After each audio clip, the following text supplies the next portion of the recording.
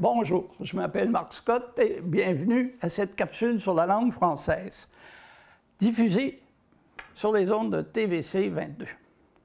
Aujourd'hui, je vais vous parler surtout de la féminisation des titres. Alors, chaque fois, je tiens à vous répéter que je ne suis pas ici pour corriger, mais pour suggérer des façons de faire. Alors, durant les années 70, là, autour de 1968, 70, 71, la place de la femme dans notre société a grandi. Avant, les femmes, si elles travaillaient, c'était des secrétaires, c'était des enseignantes, c'est à peu près ça. Le reste des femmes demeurait à la maison. Elles s'occupaient du foyer. Alors, elles écrivaient « femme au foyer ». Mais avec le changement dans notre société, qui est devenue plus ouverte, et avec le fait que les femmes ont eu le droit d'étudier davantage, ben, ça a fait des femmes qui ont occupé à peu près tous les postes. Mais là, il fallait féminiser ces titres-là, féminiser les postes. Et au Canada, on s'est montré assez innovateur là-dessus. Davantage que l'Europe, davantage que la France. On a été plus rapide à s'ajuster à cette nouvelle réalité. Alors, comment est-ce qu'on a formé les féminins des termes? Bien, parfois, c'était tout simplement en utilisant un terme qui existait déjà. Par exemple, un avocat, une avocate. Un directeur, une directrice. Soit on ajoutait un article féminin en avant d'un mot qui était épicène. Épicène, ça veut dire un mot qui se dit dans les deux genres. Par exemple, un juge ou une juge, un ministre, une ministre, un athlète, une athlète, un astronaute, une astronaute, un élève, une élève. Alors, le terme reste le même, on ne change pas sa graphie, son orthographe, mais on met un déterminant féminin. Ou parfois, on a créé de nouvelles formes qui n'existaient pas. Puis, vous le savez, avec l'avènement de la nouvelle ligue de hockey féminine et professionnelle, ben, on a des hockeyeuses. Alors, des hockeyeurs, des hockeyeuses. On a aussi une bûcheronne. Une boxeuse. On a des championnes boxeuses, là, au Canada. Une motarde. Un motard, une motarde. Un chef, une chef. C-H-E-F-F-E. Alors, on a créé des termes comme ça. Mais, parfois, on n'était pas en mesure de le faire. Je prends l'exemple de médecin. Si j'ajoute un « e », ça fait médecine. Bien là, ça, c'est toute la catégorie de travail. Donc, on dit une médecin ou, à la rigueur, on ajoute le mot femme devant, puis on dit une femme médecin. La même chose avec commis. Hein? On dit une femme commis. On ne dit pas une commise. Hein? La même chose avec coroner, impresario, enfant. On dit un enfant, une enfant. On ne met pas un E à enfant parce que là, ça fait enfante, et puis enfanter, ben, c'est douloureux. Un mannequin. Une mannequin, un judoka, une judoka. Alors, il y a certains termes qu'on doit tout simplement ajouter une devant, ou, comme certains disent, ils vont ajouter le mot femme devant. Alors, une femme judoka ou une judoka, c'est parfait. Toutefois, il y a quelques sujets de discussion qui arrivent au fil des années, parce que la féminisation n'est pas toujours acceptée par tout le monde. Je vous donne un exemple avec le mot « maire ». Un maire, c'est évidemment le premier magistrat d'une municipalité, d'une ville. Et au Moyen Âge, il y avait beaucoup de maires et l'épouse du maire s'appelait la mairesse. Aujourd'hui, la mairesse, c'est une femme qui occupe le poste dans une municipalité. On a beaucoup de mairesses. Mais je me souviens, à un moment donné, il y avait à Hawkesbury une femme qui occupait ce poste-là, et quand on disait « Madame la mairesse », elle n'aimait pas ça. Elle disait « Non, vous m'appelez Madame le maire ». parce que pour elle, mairesse, ça voulait dire la femme du maire. Et elle voulait vraiment dire « je suis la personne qui occupe le poste ». Mais c'est assez bien compris maintenant que mairesse, c'est la dame qui occupe le poste et maire, c'est l'homme qui occupe le poste. Il y a une autre chose aussi. En 1979, l'Office de la langue française propose comme féminin d'auteur le mot « auteur » avec un « e ». C'est une auteure. Et moi, j'ai publié des gens parce que j'avais une petite maison d'édition, et puis c'était des auteurs et des auteurs. Mais quelques années plus tard, dans ce siècle-ci, on a découvert qu'il existait le mot « autrice ». Un mot qui existait depuis très longtemps, mais que personne n'utilisait. Et là, on a fait une campagne pour remplacer « auteur » avec un « e » par « autrice ». On a dit ça, c'est le féminin, parce que « teur » fait « trice », directeur, directrice. Donc, c'est une autrice. Mais l'Office de la langue nous dit, vous pouvez utiliser les deux, auteur avec un « e ». Et il y a aussi quelques auteurs dont je publiais les œuvres qui me disaient « non, non, moi, je ne veux pas être une autrice, je veux garder mon nom auteur ». C'est tout à fait correct, là. Mais on voit ça de plus en plus, le mot « autrice », comme je vous dis, qui vient du Moyen Âge. Le problème, c'est que ce n'est pas toujours le cas que « teur » fait « triste ». Je vous donne l'exemple. Un docteur, au féminin, ce n'est pas une doctrice. C'est une docteur avec un « e ». Donc, c'est parfaitement acceptable d'ajouter un « e » à auteur pour faire un auteur, une auteure. Et si vous voulez utiliser autrice, c'est parfait aussi. Alors, de même, on choisit un prieur, une prieuse, et non pas une prieure. Le féminin de colon, c'est pas colonne, hein?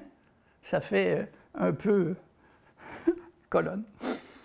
Mais karaokéeur fait karaokéeuse. Je ne sais pas s'il y a beaucoup de gens qui utilisent ce terme-là parce qu'il est même difficile à prononcer. Hein?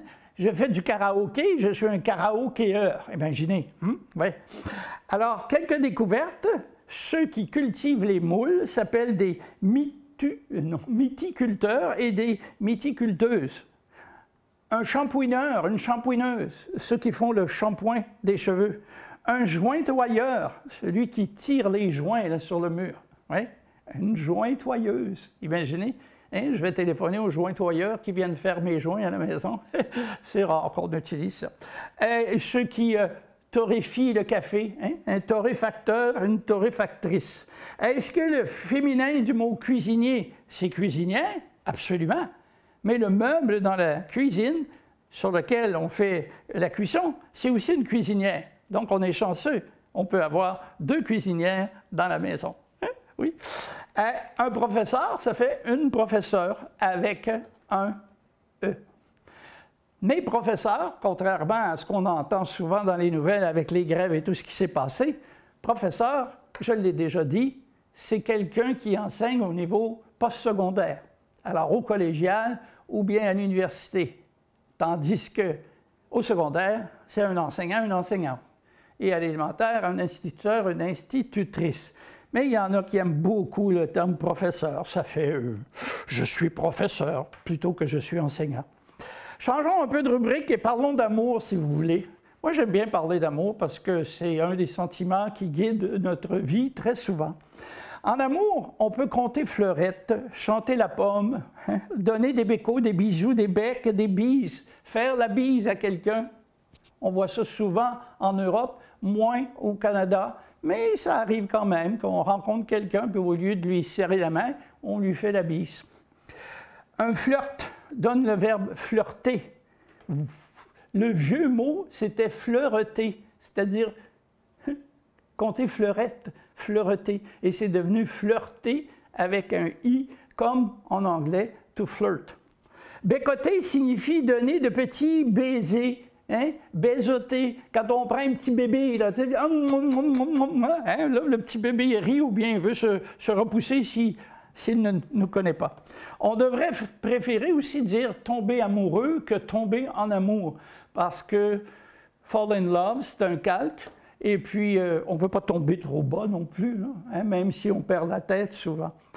S'amouracher aussi, c'est bon. Pour dire, je me suis amouraché de cette dame. Mais c'était à sens unique. Alors, adorer davantage qu'aimer, même lorsqu'il s'agit de crème glacée. C'est drôle. En anglais, ils ont love et like. I like ice cream, I love my wife. En français, on a j'aime. J'aime la crème glacée, j'aime ma femme. Évidemment, des fois, j'aime davantage ma femme que la crème glacée. Ça dépend évidemment de la nature de la crème glacée, je pense, et de la relation que j'ai avec ma femme. 3 mots masculins au singulier sont féminins au pluriel. Amour, délice et orgue. C'est curieux, on dit un amour, mais des amours féminins. Un orgue, des orgues fabuleuses. Pourquoi? Hein? C'est comme ça. Probablement, si on regarde en termes de l'histoire de la langue, on voit qu'il est arrivé quelque chose, et puis amour, délice et orgue est masculin au singulier et féminin au pluriel. Sauf que quand on parle des amours, les petits anges là, qui ressemblent à Cupidon, là, les petits bébés là, qui se promènent, on appelle ça des amours. Bien, ceux-là, ils sont masculins. Pourquoi? Je ne le sais pas, encore une fois. Je tiens à vous dire aussi que certains mots sont toujours pluriels. Les fiançailles, les victuailles, les retrouvailles et les funérailles. On ne dit pas « je suis allé à une funéraille », mais « je suis allé à des funérailles ». Ce sont des fiançailles, etc. Alors, et ces mots-là sont toujours au féminin. Ils ont eu de belles fiançailles. Faire l'amour est une façon polie de dire « baiser », « copuler ». Et baiser peut aussi signifier « embrasser », qui à son tour peut signifier « prendre dans ses bras ». C'est pour ça qu'il y a le mot « bras » dans « embrasser ». Je l'ai embrassé très fortement. Ah ouais? Oui. Je ne suis pas obligé de l'embrasser pour l'embrasser. C'est curieux, mais c'est comme ça. Alors, à la place, on peut dire étreindre, câliner, cajoler, caresser, faire une caresse.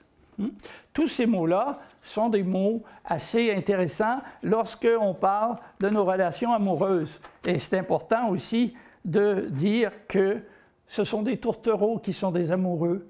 Moi, je célèbre des mariages civils et puis souvent, au lieu de répéter toujours le prénom des deux conjoints, je dis « Ah, les deux tourtereaux sont très contents de vous voir tous ici réunis pour leur mariage. » Des tourtereaux, c'est des oiseaux qui se bécotent, alors ça va très bien. Une amourette, c'est un amour passager, une passade. Hein? Mais au pluriel, des amourettes, ce sont des morceaux de moelle épinière servis comme garniture. Si vous allez dans un restaurant, on pourrait vous offrir des amourettes à manger. Hein? Hein? Question de goût. Une aventure, une passade, une liaison, un adultère ont des significations différentes selon la durée et la valeur morale de chacun et de chacune. Par exemple, un adultère, bien, on dit c'est quelqu'un qui a une liaison pendant qu'il est marié, ou qui a une liaison avec une personne mariée. Ça, c'est un adultère, selon nos valeurs. Mais on entend souvent, même à la télévision, « ma blonde et mon chum ».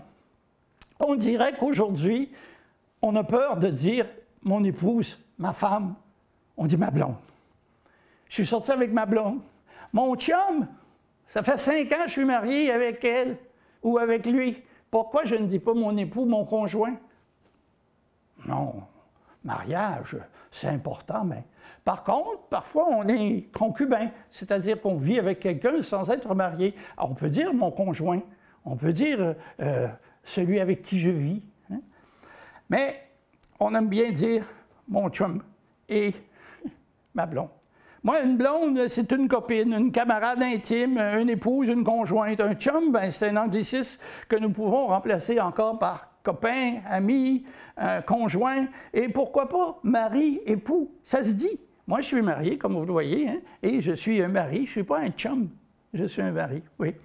Un concubin, une concubine, c'est vieilli un peu. Alors d'habitude, on va dire peut-être l'homme avec qui je demeure, ou la femme avec qui je demeure, ou mon copain et ma copine. On pourrait parler de séduction. Hein? Séduire, séduction, romantisme, romantique, sensuel, érotique, sexuel, désir, érotisme, passion, adoration. Ce sont tous des mots qui peuvent servir. Hein? L'hédonisme, lui, cherche le plaisir sous toutes ses formes, pas nécessairement en amour. Par exemple, quelqu'un qui joue des jeux vidéo 24 heures sur 24 et qui en retire du plaisir, c'est un hédoniste. Hein? Oui.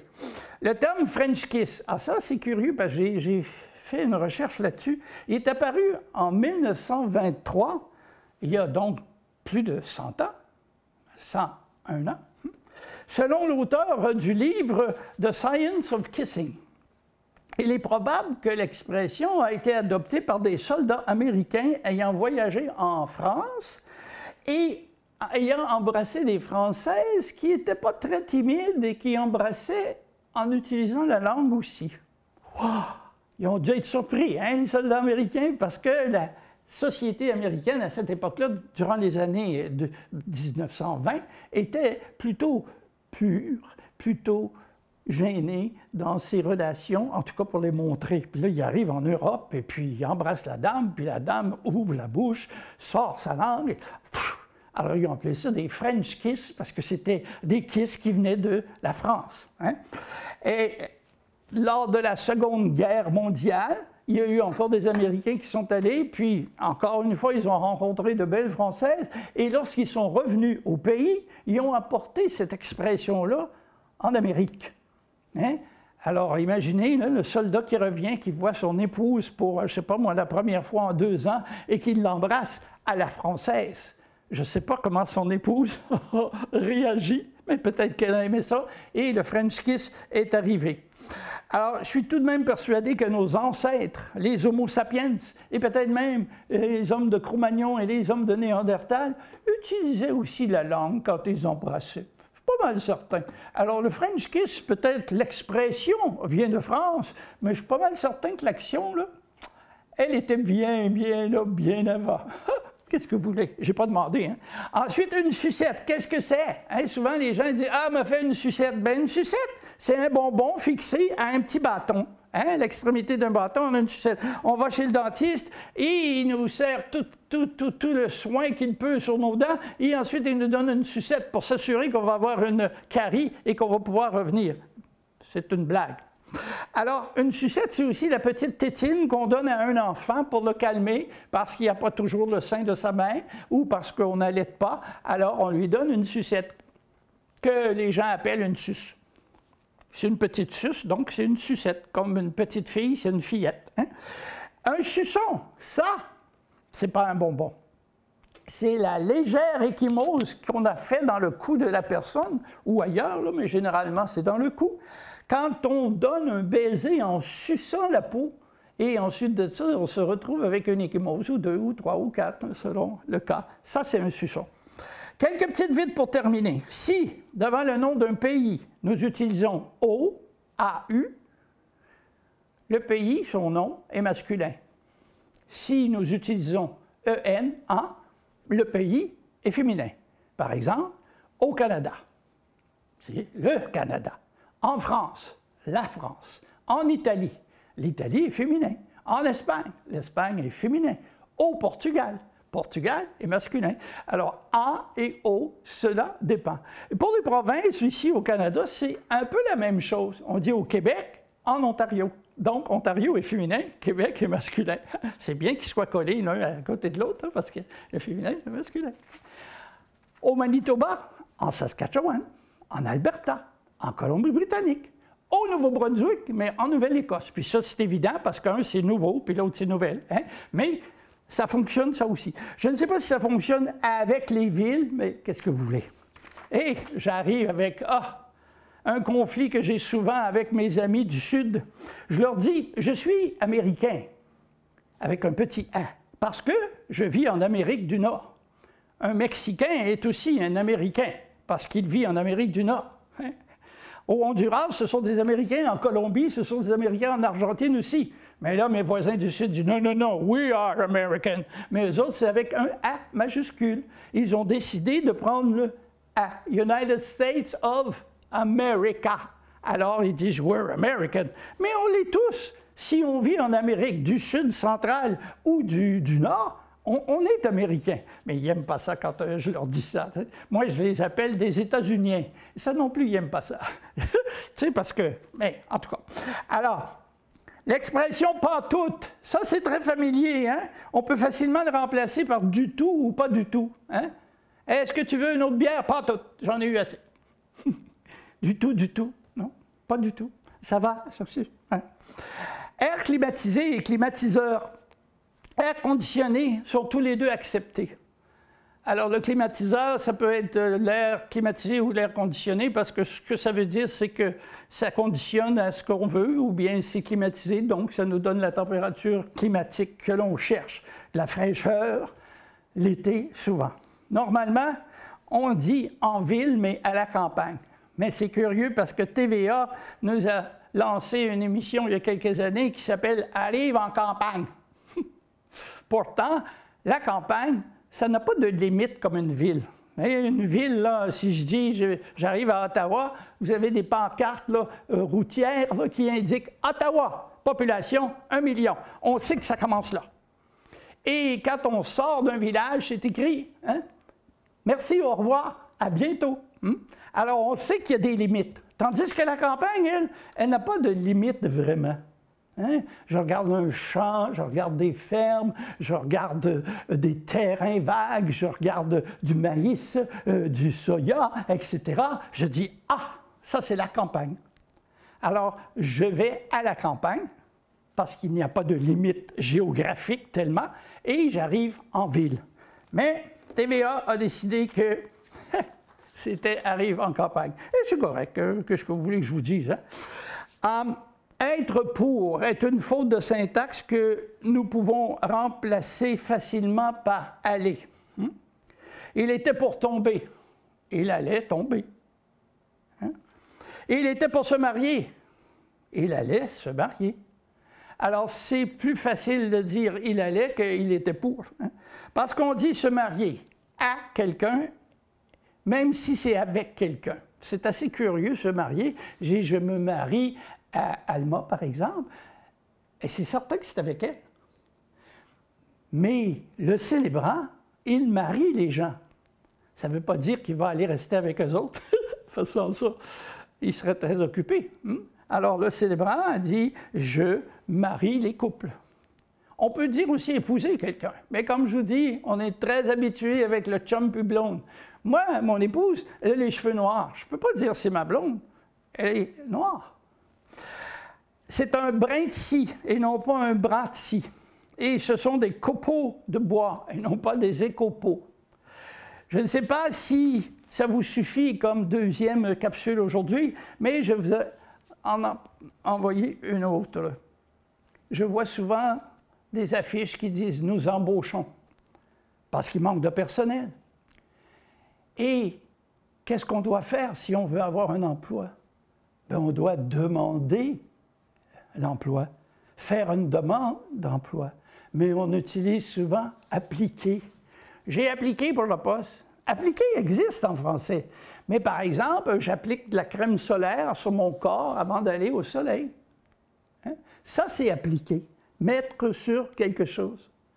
Mais on est influencé encore par la langue anglaise qui dit « Please apply for this job ». Appliquer, apply. Appliquer, c'est comme ça. Alors, je fais une demande d'emploi, et si je la fais comme il faut, peut-être que je vais me retrouver avec un nouveau travail. Merci, au revoir, à la prochaine.